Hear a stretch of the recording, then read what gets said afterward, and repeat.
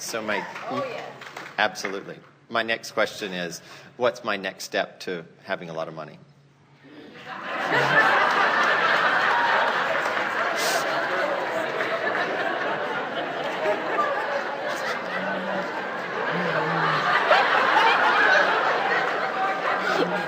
Hopefully you'll marry someone really rich.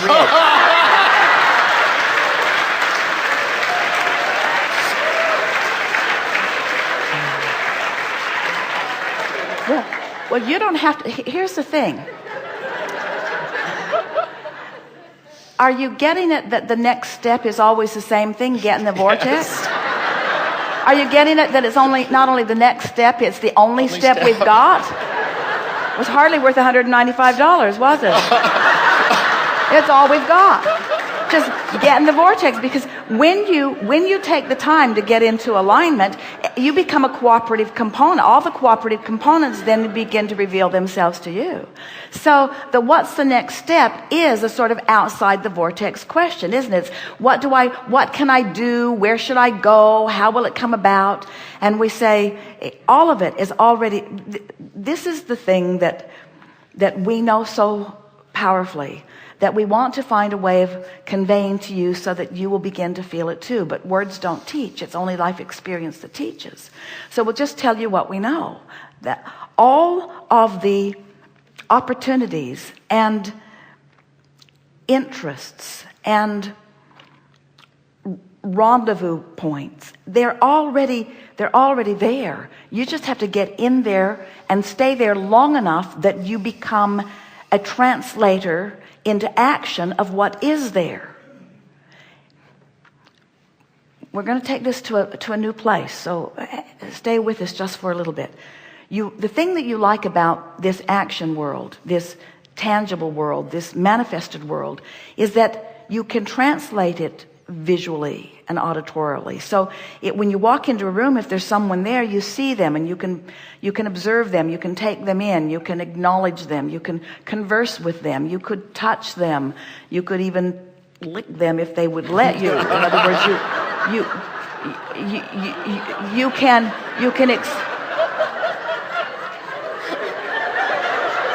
don't do it unless you're sure you're both in the vortex.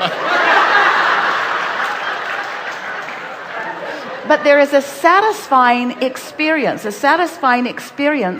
in the tactile tangibleness of this manifested world.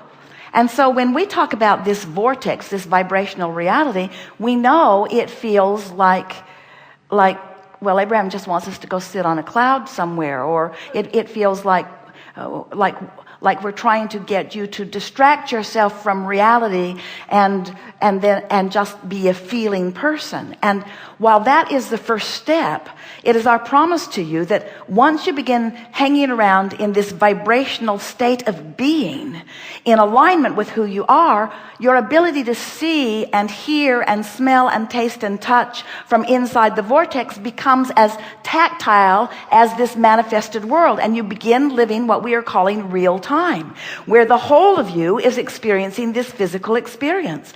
It's not accurate for us to say that mostly physical is outside the vortex and mostly non-physical is inside the vortex, because it is absolutely possible to be physically focused and be predominantly in the vortex. And the younger you are, the more you know that possibility and the more you resent every moment that you're not. In other words, that's why you take it so hard when you're not, because you still have that cellular memory even that things are supposed to go well for you and that you're supposed to feel good. So what we're wanting to convince you of is that this vibrational state of being will become as vivid and as real and as touchable and hearable and seeable and smellable and tasteable as anything that you know in your physical manifested world. It will manifest. In other words, things do manifest in the vortex. That's what we're wanting to say to you. You can make things manifest. You can allow things to manifest. They're already in the vortex and they are not yet manifested because, they're not yet manifested because you're not yet there to translate them into the manifestation.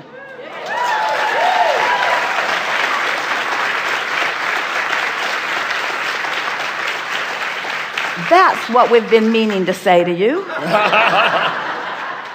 So when you practice being in the vortex, and you practice until it just feels good to be in there, then you begin translating through your physical senses into manifestation all of those wonderful things that you want, because you have trained yourself through meditation, through appreciation, through compliments, through scripting, through feeling good. You've trained yourself into the vibrational frequency of all of those cooperative components, and then you must awaken to them. They must reveal themselves to you. And other people watching you in your manifestations will not know how you've accomplished it. In other words, you're watching people living their manifested vortex all over the place, and to you it just looks like they were lucky, or they were in the right place at the right time. You have no way of knowing what they accomplished or how they did it vibrationally. Sometimes they're just born into a family that thinks that way, so they think that way early on. But it is so much more delicious to be born into contrast and to feel your vortex full of wonderful stuff, and then to figure out how to get in there, and then to deliberately stay there so that you get to be there in the conscious discovery of each unfolding. Because you see, it's not about wanting something and snapping your fingers and there it is. That wouldn't be satisfying. The fun thing is to carve it out of contrast and put it there, and then mold yourself into alignment with it and feel yourself getting closer and closer to it, and then watch step by step all day long as the components that are cooperative to you begin to reveal themselves to you in a string of never-ending, always unfolding, delicious life experience. It just does not get any better than being physically focused and consciously understanding what creation is all about.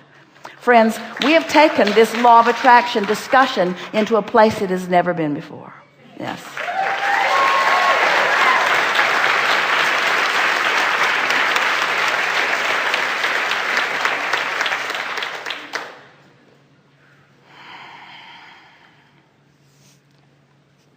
Can you feel how the power of your question brought the power of our answer? Don't you love knowing that there is another side to all of that you're wanting to know? Don't you love knowing that it's there? And doesn't it make you just want to go in the vortex and discover it? Do you believe in the existence of this vortex? Is it a place? Can it be?